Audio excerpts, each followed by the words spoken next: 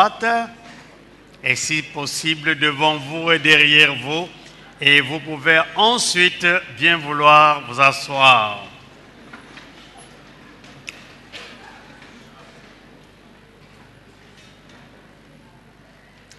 Bonjour à tous. Nous apprécions la présence de chacun de vous, particulièrement après la convention. Cette convention était, avant qu'elle ne commence, très dure. Beaucoup de contradictions, beaucoup de contestations. Et alors, quand nous l'avons commencé, Dieu a planifié toutes choses. Et nous en bénissons le Seigneur. Merci à tous ceux qui ont donné de leur temps, de leur énergie pour travailler à cette convention. Plusieurs personnes ont donné de leur mieux pour cette convention et nous apprécions votre effort pour qu'elle réussisse. Amen. Et vous savez, le dernier jour, je me suis plaint pour mon iPad et le mardi, j'ai reçu un nouvel iPad. Merci Seigneur. Comment on dit ça? Dernière série. Et vraiment, je suis à l'aise avec ça maintenant.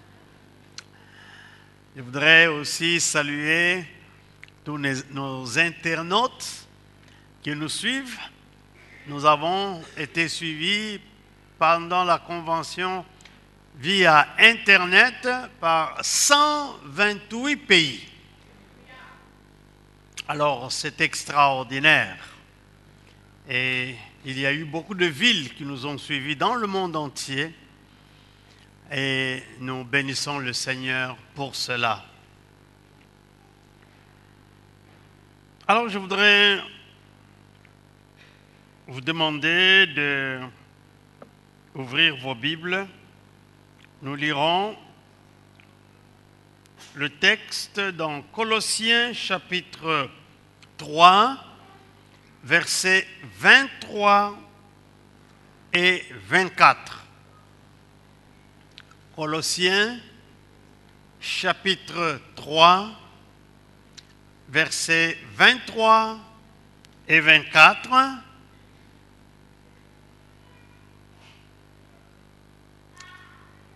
Nous lisons ce texte ensemble à haute voix. Excusez-moi, je ne suis pas dans Colossiens, je suis dans le développement du message. Ça arrive, hein? Colossiens chapitre 3, verset 23. Nous lisons ensemble. Tout ce que vous faites, faites-le de bon cœur, comme pour le Seigneur et non pour des hommes, sachant que vous recevrez du Seigneur l'héritage pour récompense. C'est avec Christ le Seigneur. Amen. Tout ce que vous faites, dit l'apôtre aux Colossiens, faites-le de bon cœur. Nous avons donné comme titre à ce message le secret de bien faire ce que l'on doit faire. Le secret de bien faire ce que l'on doit faire.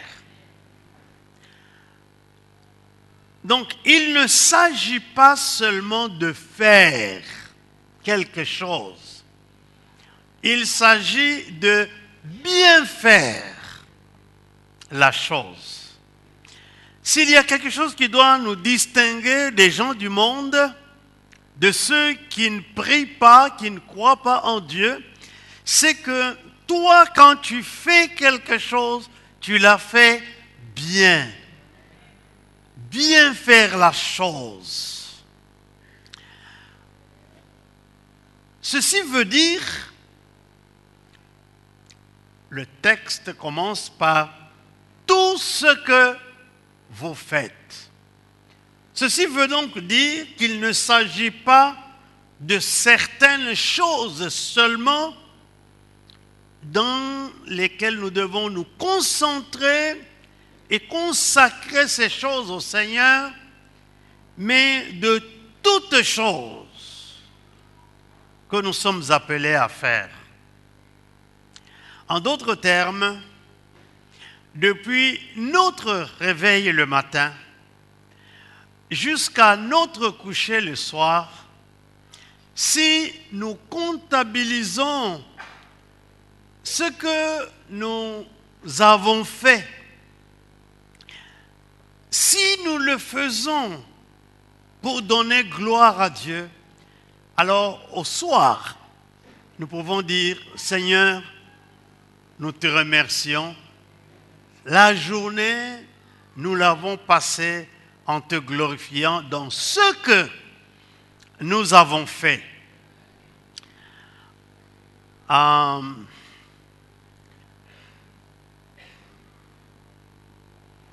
Pendant la semaine, Maman Bishop n'était pas très bien. Alors, on a commandé la nourriture chez les Chinois un midi, ça veut dire le riz quoi. Et puis le soir, pizza.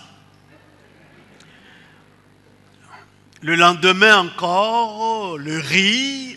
Et puis à un moment donné, moi j'en avais vraiment jusque-là. Bon, c'est notre culture alimentaire. Notre culture alimentaire, c'est le foufou. Le reste là, ça vient comme des accessoires. Alors j'ai dit à ma femme, écoute, j'ai appris à faire le foufou. Alors, je suis passé à la cuisine, j'ai fait le foufou. Il paraissait bien. Mais quand nous avons essayé de manger, il y avait à l'intérieur de très grosses boules. Alors ça m'a coupé l'appétit moi-même. J'ai dit non, ça ce n'est pas bien fait. Et vous savez, je préparais déjà ce message. Je dis, même le foufou qu'on doit faire, il faut bien le faire. Alors le lendemain, elle m'a dit, tu essayes encore. Je dis, plus jamais. Parce que si je le fais, je dois bien le faire. Alors nous avons mangé du riz. C'est seulement hier soir que j'ai mangé le foufou qui m'a remis en ordre. La première chose que ce texte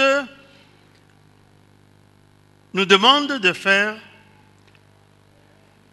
en lisant avant cela le verset 17 de Colossiens 3. Verset 17, il dit,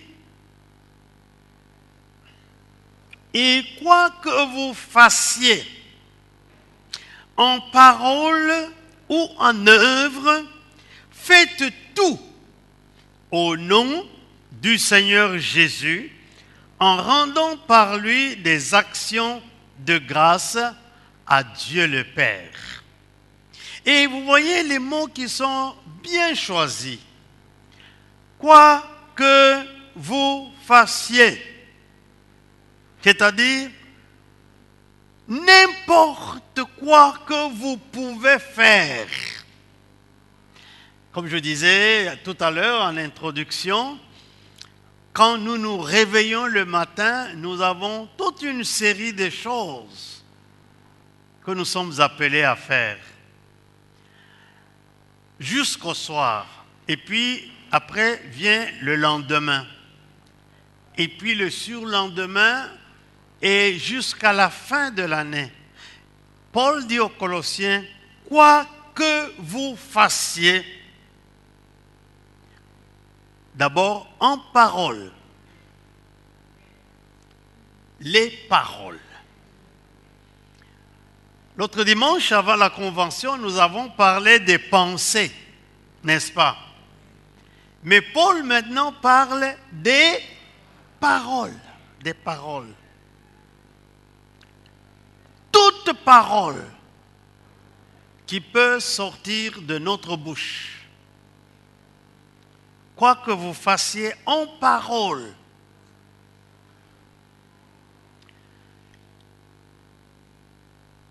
ou en œuvre. Quelqu'un disait, nos paroles, quelqu'un disait, ce que vous dites, ou c'est l'inverse, parle tellement fort. Non, c'est ce que vous faites. Ce que vous faites parle tellement fort que je n'entends pas ce que vous dites. En parole ou en œuvre. Il dit, faites tout. Il y a le mot tout, T-O-U-T. Donc ce ne sont pas quelques paroles, quelques actes, mais tout. Tout ce que vous faites en parole ou en œuvre. Ça veut dire que nos actes doivent parfois précéder nos paroles. Faites tout au nom du Seigneur. Et ça, c'est très important parce que nos prières, nous les faisons au nom du Seigneur. Et nous autres évangéliques ou pentecôtistes, nous terminons toujours nos prières par « Au nom de Jésus-Christ, Amen ». Mais Paul va plus loin en disant « Même vos paroles ». C'est au nom du Seigneur. Et vos œuvres, ça doit être au nom du Seigneur. En fait, ce texte, c'est dans son contexte,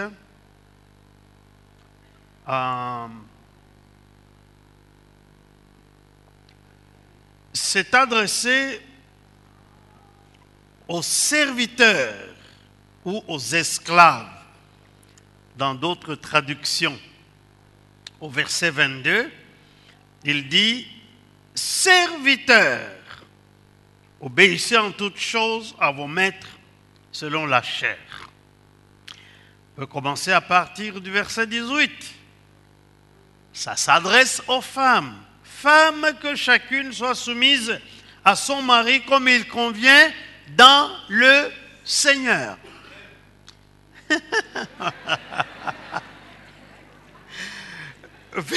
Verset 19, Marie.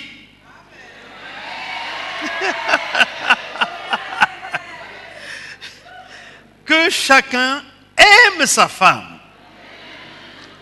et ne s'aigrisse pas contre elle. Voyez, il est très facile pour un homme d'être aigri contre sa femme. Parce que quand une femme décide de faire souffrir son mari, elle va le faire. Hein? Alors il dit, mais l'homme ne doit pas être aigri contre sa femme. Pourquoi? Parce que ce qu'il est appelé à donner, c'est l'amour. Aimer sa femme. Enfants, obéissez en toutes choses à vos parents, car cela est agréable au Seigneur. Père, la journée nationale des hommes, n'irritez pas vos enfants de peur qu'ils ne se découragent. Et puis, serviteurs, obéissez en toutes choses à vos maîtres selon la chair. Alors le verset 23, tout ce que vous faites, le verset 17 nous dit, faites tout, quoi que vous fassiez en parole ou en œuvre, faites tout, en quel nom? Au nom du Seigneur. Ça veut dire que si quelqu'un qui se dit enfant de Dieu commence à prononcer des mauvaises paroles contre toi ou contre quelqu'un d'autre, pose-lui la question, est-ce que tu dis ces paroles au nom du Seigneur ou non? C'est là que les calomniateurs, les médiseurs, tous ceux qui sont en train de parler mal les uns des autres, je ne sais pas où ils ont mis leur Seigneur Jésus. C'est quand même dommage que nous autres pentecôtistes et évangéliques qui prétendons mettre le Seigneur au milieu de notre vie, c'est dans nos assemblées qu'il y a plus de calomnie et plus de médisance. Ce n'est pas normal. La question que nous devons nous poser, où est le nom du Seigneur? Où est la place de Jésus dans notre vie? Il y a un frère congolais qui était venu. Il était chez nous. C'était la première fois qu'il venait en Europe. Après, il m'a dit, pasteur, j'ai l'impression que notre Jésus en Afrique est encore à Golgotha, au calvaire. Parce qu'il a constaté tout ce qui se fait ici. Savez-vous que ici, en Belgique par exemple, tu ne peux pas vivre sans revenu. La société est organisée de sorte que on vous paye soit le CPAS ou le chômage, etc. Mais en Afrique, il n'y a pas tout ça. On nomme aujourd'hui ministre quelqu'un, demain, quand il perd son travail, il n'a plus rien, il n'a plus de revenus. Je me rappelle, un ami avait été nommé ministre. Dès qu'on l'a dégommé, il n'avait même pas de quoi payer le loyer pour le prochain mois. J'ai dû payer son loyer pendant 3 mois. Moi ici, lui à Kinshasa, ancien ministre. Donc, mais pourquoi ces gens ont fait ça? À cause de leur foi en Jésus. À cause de leur foi en Jésus. Tout ce que vous faites, faites-le de bon cœur. Comme si vous le faisiez au Seigneur. Donc la première chose, je disais, nous devons apprendre à faire les choses, toutes choses, au nom du Seigneur. C'est-à-dire que nous devons mettre le Seigneur à la place centrale dans notre vie. Tout ce que nous le faisons, nous le faisons au nom du Seigneur. Si nous commençons à dire chaque parole au nom du Seigneur, à faire toute œuvre au nom du Seigneur, il y a des paroles que nous ne prononcerons plus jamais. Il y a des œuvres que nous ne ferons plus jamais.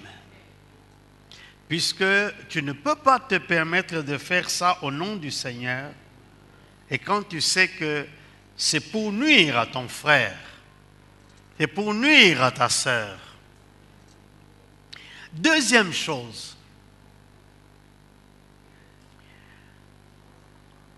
le faire de bon cœur, c'est-à-dire de tout son cœur.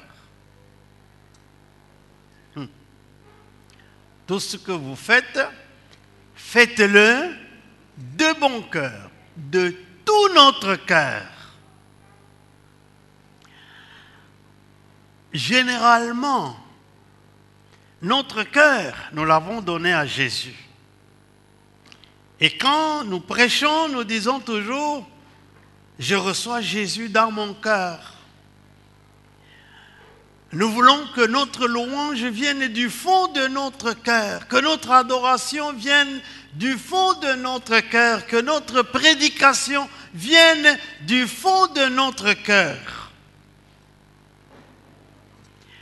Mais l'apôtre Paul dit que tout ce que nous pouvons faire, en parole ou en œuvre, non seulement nous engageons le Seigneur dans ce que nous disons et dans ce que nous faisons, mais nous le disons de bon cœur, de tout notre cœur, nous le faisons de bon cœur et de tout notre cœur. Vous savez qu'il y a une nette différence entre quelque chose qui est fait de son cœur, de tout son cœur, et quelque chose qui est fait vaille que vaille. Il y a une différence entre une parole dite de tout son cœur. Vous savez, cette parole-là, elle touche. Elle touche.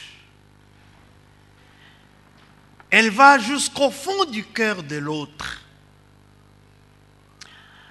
Et un acte qui est fait de tout son cœur a une grande puissance parce que cet acte va jusque dans le cœur de l'autre et le touche. De sorte que nos paroles et nos actes vont commencer à avoir un impact dans la vie des autres, puisque ça vient de tout notre cœur. Nous le faisons de tout notre cœur.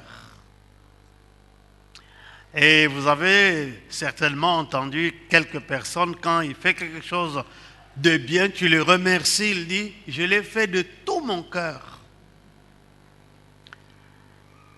Alors quand tu sais qu'il a engagé son cœur pour faire cela, ça te touche.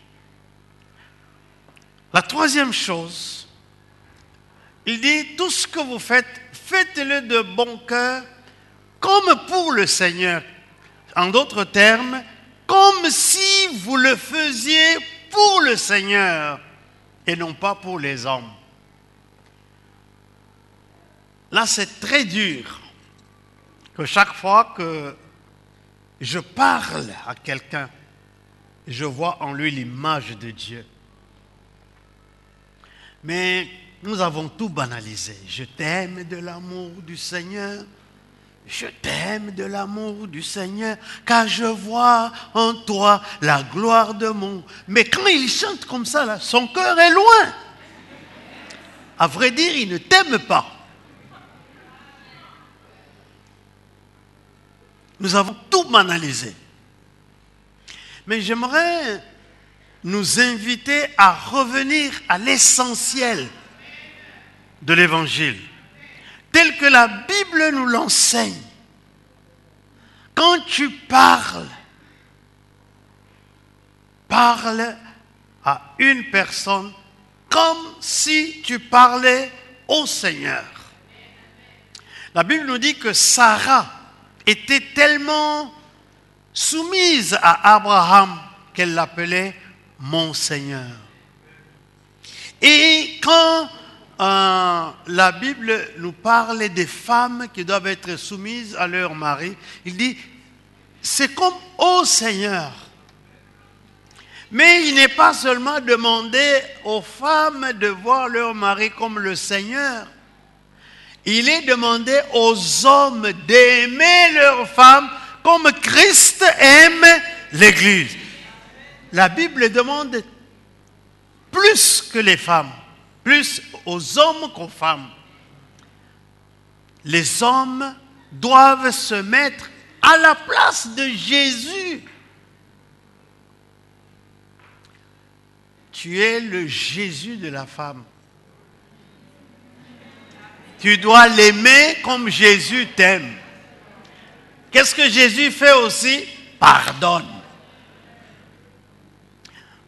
Il y a un monsieur, je ne sais pas s'il faut l'appeler frère, il a frappé sa femme et lui a arraché même les cheveux avec ses doigts. En fait, nous avons vu une femme arriver chez nous vers 20 h, il y a longtemps. Hein.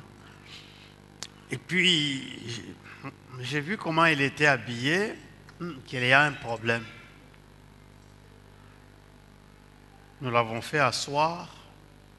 Qu'est-ce qu'il y a? Il dit non, j'ai fui chez moi parce que mon mari veut me tuer. Je dis, selon notre tradition, tu ne peux pas quitter. Est-ce que ton mari sait que tu es chez moi? Non, il ne sait pas. Il dit, bon, selon notre tradition, tu ne peux pas fuir ta maison sans dire à ton mari que tu es chez le pasteur, etc. J'ai appelé le mari, j'ai dit, où est ta femme? Oh, je ne sais pas, elle était ici. Je dis, non, elle est chez moi.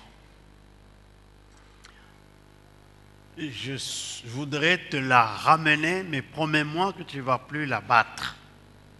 Il dit, oui, je te le promets.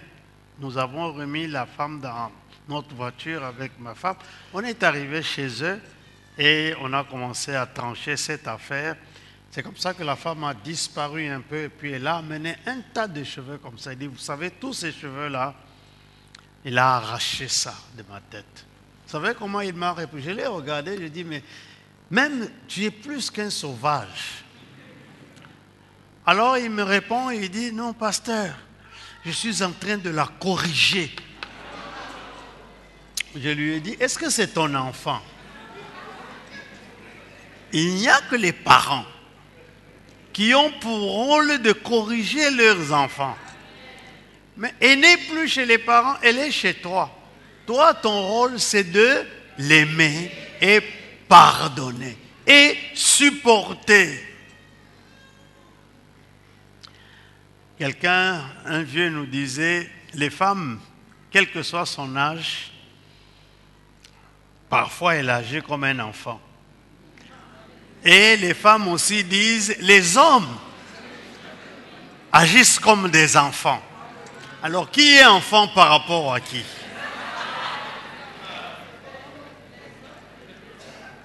Mais la Bible nous dit que la place de la femme chez l'homme, c'est le Seigneur.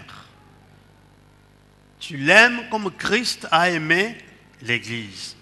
La femme est soumise au Seigneur comme l'Église est soumise à Christ. Le faire pour le Seigneur et non pas pour les hommes. Il est temps que nous arrêtions de faire des choses pour nous faire applaudir par les hommes. Il est temps que nous puissions revenir à l'Évangile, aux bases de l'Évangile. Que nous puissions, oui, par exemple, faire toutes choses et mettre le Seigneur au centre de ce que nous disons.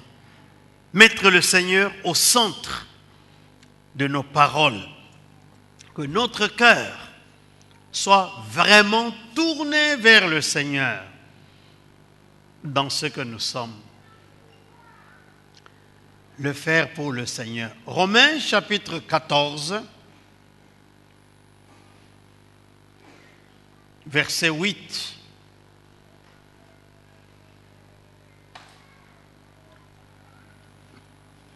Romains 14,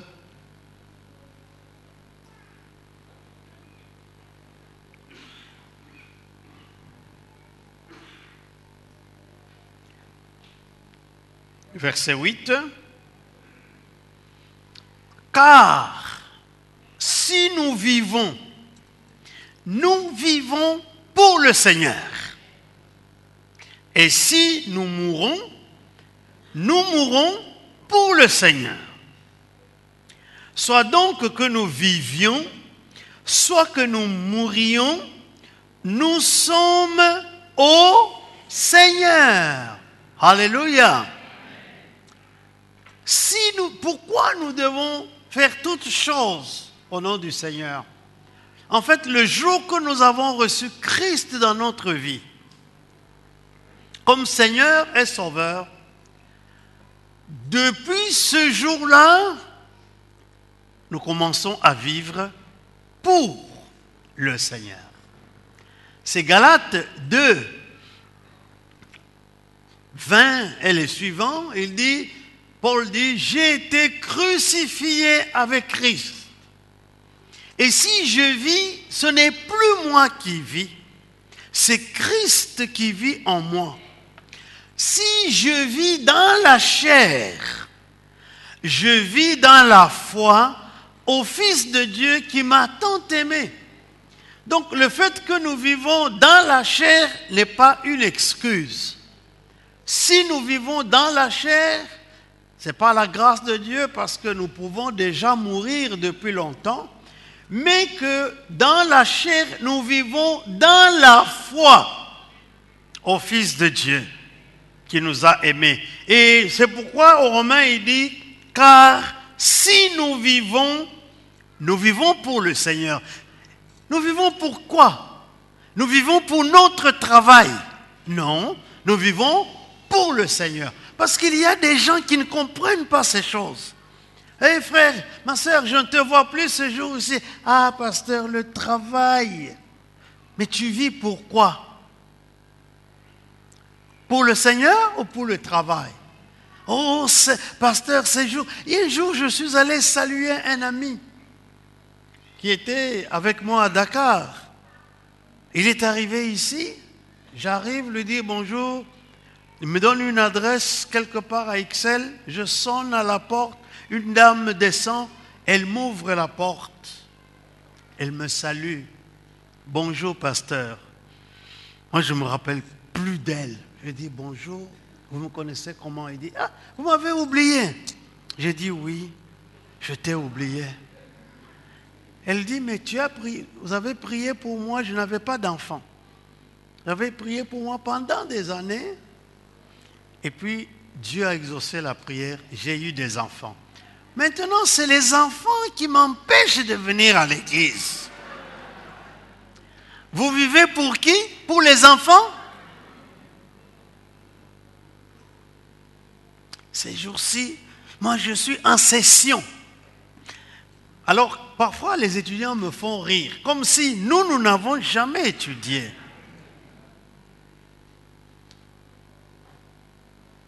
Non, je ne peux pas.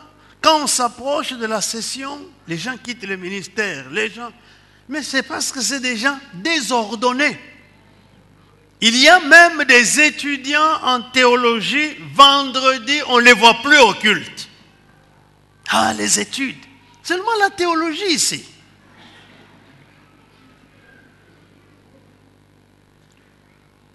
Ah, je n'ai plus le temps. Hein? Et si tu faisais la polytechnique? Oui? Et tu commences à résoudre des équations avec les intégrales triples? Tu vas faire quoi? Et quand tu commences à étudier l'automatisation des processus métallurgiques, c'est un cours, intitulé d'un cours. Automatisation des processus métallurgiques, tu vas t'absenter. Parce que le professeur de génie métallurgique, il donne cours pendant 4 heures d'affilée et c'est ce qu'il lui faut pour donner chaque cours. Et il nous enseigne ça. 4 heures d'affilée, il arrête et demain il revient 4 heures. Nous avions cours de 8 heures à 18 heures, tous les jours, parfois même les samedis et les dimanches. Mais Dimanche, j'ai dit au doyen, je suis désolé, vous ne me verrez pas le dimanche. J'ai quand même réussi, non? Parce que quand nous vivons pour le Seigneur, nous ne mettrons jamais quoi que ce soit devant le Seigneur. Si nous mourrons pour le Seigneur. Donc, si tu n'as jamais vécu pour le Seigneur, n'attends pas que quand tu vas mourir, la chorale va venir chanter. Chanter pourquoi? Tu as vécu pour toi-même, la chorale va perdre son temps, ma soeur?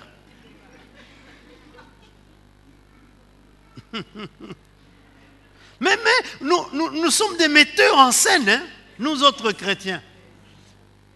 La famille dit, faites venir le pasteur. Il a servi le Seigneur dans votre église, mais il a vécu pour le Seigneur. Alors nous venons là, on chante, on amène des recueils de chants au cimetière, et puis on chante, on fait des prières. C'est des prières pour rien, parce que la personne n'est pas morte pour le Seigneur. C'est-à-dire n'a pas accompli tout ce qu'elle devait accomplir pour le Seigneur. C'est très sérieux ce que je vous dis. Si nous vivons pour le Seigneur. Si nous mourons pour le Seigneur.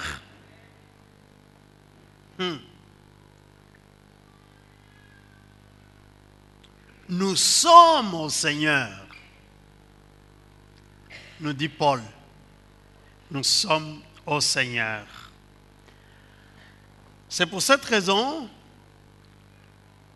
l'apôtre Paul dit aux Romains 14, 8,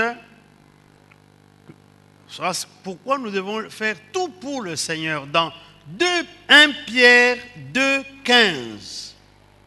1 Pierre 2, 15.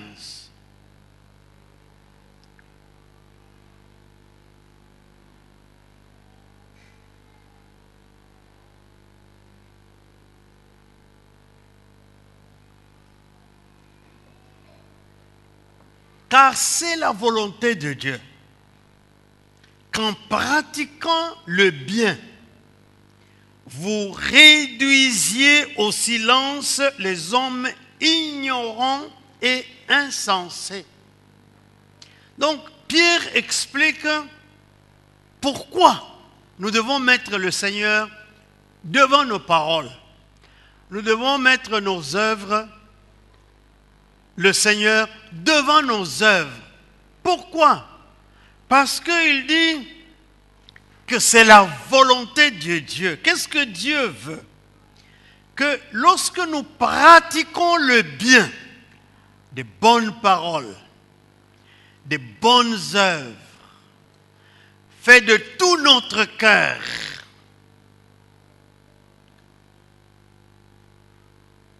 nous réduisons au silence les hommes ignorants et insensés. Et c'est là que Pierre dit que même là où il nous critique comme si nous étions des malfaiteurs, en voyant notre manière d'être, chaste et réservée, ils vont adorer le Seigneur. Alors, on doit arrêter les mises en scène. Oh, tu vois les gens dans la rue avec leur sac, leur Bible, frappent surtout en Afrique aux portes. Est-ce que tu connais le Seigneur? Alors, il faut lui donner les 4 lois spirituelles. Mais c'est des mises en scène. Parce que, est-ce que ce que nous disons après l'évangélisation, ce que nous faisons après l'évangélisation, peuvent amener les ignorants et les insensés à connaître Dieu et les réduire en silence? C'est très important Parce que notre témoignage, ce n'est pas ce que nous disons de ce que Christ a fait pour nous. Non, non.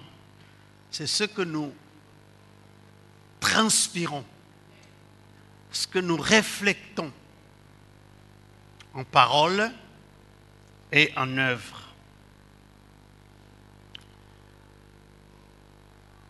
Alors,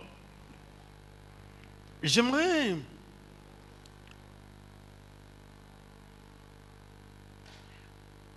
vous parler d'un homme rapidement. Vous en doutez, je suis presque à la fin de mon message. Dans 2 Chroniques, chapitre 31, versets 20 à 21, l'exemple d'un homme, un roi d'Israël. 2 Chroniques, chapitre 31, versets 20 à 21, un roi qui a vraiment honoré Dieu. Et voilà ce qu'il a reçu comme récompense. Il s'agit du roi Ézéchias. Verset 20. Voilà ce que fit Ézéchias dans tout Juda. Il fit ce qui est bien, ce qui est droit, ce qui est vrai devant l'Éternel son Dieu. Il agit de tout son cœur et il réussit dans tout ce qu'il entreprit en recherchant son Dieu pour le service de la maison de Dieu, pour la loi et pour les commandements. J'aime cet homme. Et comment on décrit, vous pouvez lire comme devoir tout ce qu'il a fait de son vivant. Mais ce texte nous résume tout ce qu'il a fait. Premièrement, il a fait ce qui est bien. Ce qui est bien. Il faut que ceux qui nous côtoient voient que nous faisons ce qui est bien. Deuxièmement, il fit ce qui est droit. Vous voyez, comme roi, il n'a pas écrasé, il n'a pas... Non, il a fait ce qui est droit. Et troisièmement, il a fait ce qui est vrai. Bien, droit et vrai.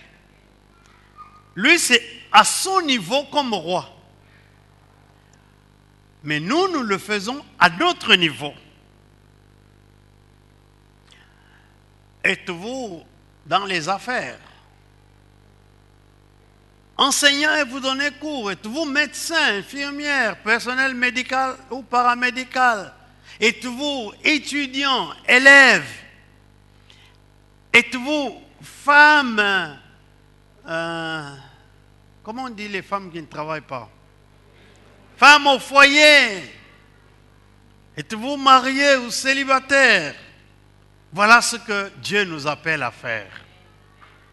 Ce qui est bien, ce qui est droit et ce qui est vrai. Nous avons déjà parlé de ce qui est vrai. Mais ça, c'était au niveau des pensées. Maintenant, c'est au niveau des œuvres. Tout cela au nom du Seigneur. Verset 21, on nous explique qu'il a agi de tout son cœur. Maintenant, vous savez, la civilisation actuelle ne veut plus utiliser le cœur. On dit non, pas des sentiments. On ne veut plus les sentiments. Pas d'émotion. C'est-à-dire, il faut être froid dans la société. Vous voyez la misère? Il ne faut pas manifester des sentiments de pitié. Non, il faut être froid. En fait, la plupart des assassins le font de manière très froide.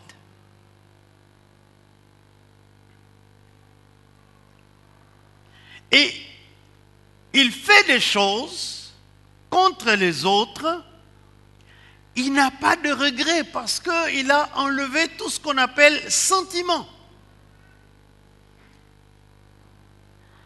Pourquoi beaucoup de gens que Dieu bénit ne persévèrent pas à honorer Dieu? Parce qu'ils enlèvent le sentiment. Il est écrit, tu aimeras l'Éternel, ton Dieu, de tout ton cœur, de toute ton âme et de toute ta force. C'est-à-dire, ça doit entrer les émotions dans cet amour pour Dieu. L'âme, c'est le domaine de l'intellect, de la réflexion, du raisonnement. Tu vas l'aimer aussi dans le domaine de l'intellect, du raisonnement et aussi avec toute ta force, c'est-à-dire le produit de ta force. Mais beaucoup de gens, quand Dieu les bénit, ils enlèvent les sentiments. Ils deviennent froids envers Dieu. Mais ce roi, il n'a pas ôté les sentiments, il a de tout son cœur aimé Dieu. Regardez les conséquences. Verset 21. Il réussit dans tout ce qu'il entreprit. C'est là que je voulais vous parler de la multiplication. Vous voulez la multiplication? C'est-à-dire réussir dans tout ce que tu entreprends. Il faut faire ce qui est bien, ce qui est droit, ce qui est vrai et agir de tout ton cœur. Dieu ne va pas multiplier des choses dans la vie s'il sait qu'avec ça, tu vas être encore plus matérialiste qu'avant et être froid. Dernièrement, je parlais avec un de nos pasteurs. Ce pasteur-là, il a consacré des journées entières pour la prière, pour les gens de son église qui n'avaient rien. Prière du matin, prière à midi, prière le soir. À un moment donné, quand je le croisais, il n'avait plus d'énergie. Et il m'a dit, tu vois, Dieu a exaucé les prières. Ils ont été tous bénis. Et comme conséquence, chacun après sa bénédiction, il a quitté l'église. Il a quitté l'église. Ils ont commencé à injurier le pasteur. Et il est resté là. Plus personne. C'est parce que notre vie de chrétien, la vie de chrétien de plusieurs, n'entame pas leur cœur. C'est une vie artificielle, sans racines et sans fondement. Alors, il réussit dans tout ce qu'il entreprit. Alors, nous bénissons le Seigneur. Tu vois comment nous pouvons réussir? Il n'y a pas de choses difficiles pour Dieu. Si nous nous engageons véritablement avec Dieu, ce qui est impossible deviendra possible. Possible. Il réussit dans tout ce qu'il entreprit. Notre prière, c'est que chacun de nous, par le Seigneur, réussisse dans ce que nous entreprenons. Il est temps que Dieu suscite au milieu de son peuple L'expression que je vais donner ici, ce n'est pas une expression de mépris, mais c'est une expression juste et vraie des nouveaux riches. Nouveaux riches, parce que souvent quand on utilise de nouveaux riches, c'est parce que parfois ils ont des manières bizarres. Mais ces nouveaux riches-là, dont le cœur est donné à Dieu, quand ils parleront au nom du Seigneur. Quand ils poseront des œuvres, ils poseront les œuvres au nom du Seigneur. Ils n'auront pas de manières bizarres. Parce que Dieu va les faire réussir. Équipe de louanges, combien veulent réussir dans tout ce qu'ils entreprennent à partir de maintenant? Pas toi, Benjamin. Tu n'aimerais pas. Et chorale. Wow. Alors, faisons comme Ézéchias. Que notre cœur soit engagé avec Dieu. Que nous puissions réellement présenter à Dieu un cœur qui le cherche. Dieu ne bénit pas que les autres. Dieu est prêt à bénir toute personne. Si Dieu a béni toute la maison d'Israël, et ils sont bénis jusqu'aujourd'hui, après des millénaires, à cause de son alliance avec Abraham,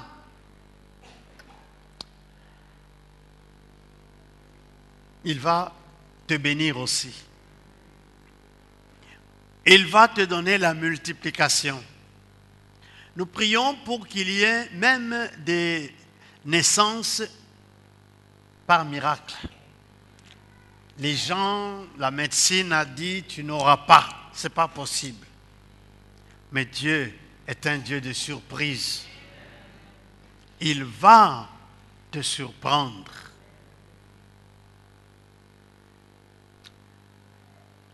La multiplication, que tu aies beaucoup d'enfants.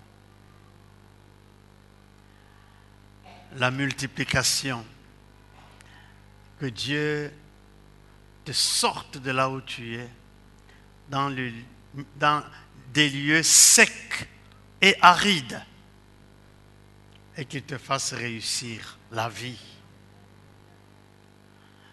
Nous prions que d'ici la fin de cette année, tu puisses avoir un sourire. Voyez, je vais dire ça puis je vais terminer. Le cancer, c'est quoi? C'est des cellules maléfiques qui naissent dans le corps et qui bouffent les bonnes cellules. Même si tu as le cancer, Dieu peut faire la multiplication des bonnes cellules qui vont avaler les mauvaises cellules. Rien n'est impossible à celui qui croit. Mais le tout, c'est que notre cœur soit tourné vers Dieu. Et que quoi que nous fassions en parole ou en œuvre, nous puissions le faire au nom du Seigneur. Tout ce que vous faites, faites-le de bon cœur. Comme si vous le faisiez au Seigneur et non pas pour les hommes. Et la fin, au verset 24, il dit, car vous recevrez du Seigneur votre récompense. Vous recevrez du Seigneur votre récompense. Dieu bénisse sa parole. Amen.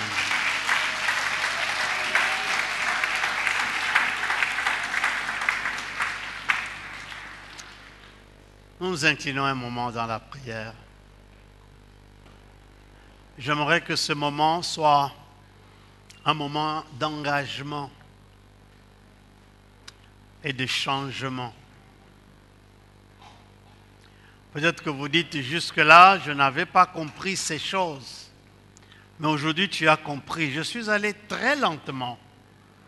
pour que chacun puisse comprendre ce que cela veut dire.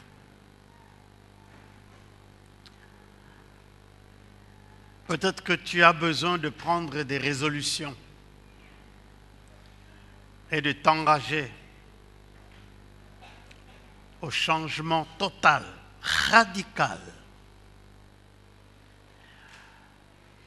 Alors je voudrais te demander si tu veux bien lever ta main juste là où tu es. Nous allons prier ensemble avec toi. Merci. Merci. Je vois des mains levées. Vous pouvez baisser votre main. Est-ce qu'il y en a d'autres encore? Merci. Merci. Merci. Vous pouvez baisser vos mains. Est-ce qu'il y en a encore d'autres? Merci. Merci. Vous pouvez baisser votre main. Je vois là au fond. Vous pouvez baisser la main. Est-ce que c'est mon dernier appel? Est-ce qu'il y en a encore d'autres? Je voudrais prier avec vous. Priez vous-même, ce n'est pas besoin de vous lever, ce n'est pas nécessaire de vous lever. Dieu voit votre cœur, juste là où vous êtes. Alors, si vous voulez bien prier maintenant, Seigneur notre Dieu, toi tu sondes les cœurs et tu sondes les reins. C'est le moment pour un changement dans la vie de plusieurs. Pour que nos paroles soient dites au nom du Seigneur. Pour que nos œuvres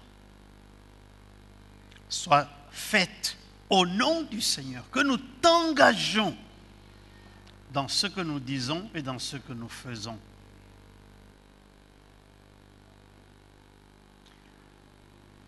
Que nous puissions faire ce que nous avons à faire, en parole ou en œuvre, de bon cœur, comme si c'était pour toi que nous le faisions, mais que cela soit généralisé dans toutes nos actes, dans tous nos actes, dans toutes nos œuvres.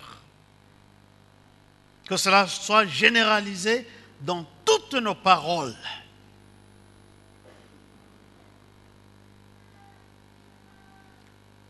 Je prie, Seigneur, que notre cœur soit engagé avec toi dans nos paroles et dans nos œuvres.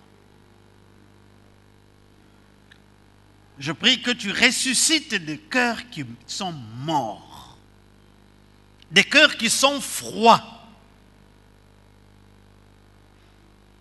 qui se sont habitués aux choses de Dieu, mais qui vivent maintenant dans une certaine légèreté. Seigneur, je te remercie pour ce que tu vas faire, pour ce que tu vas changer ces vies,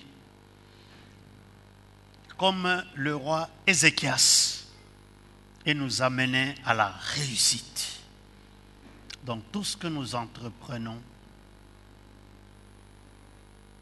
Je te recommande chacun au nom de Jésus.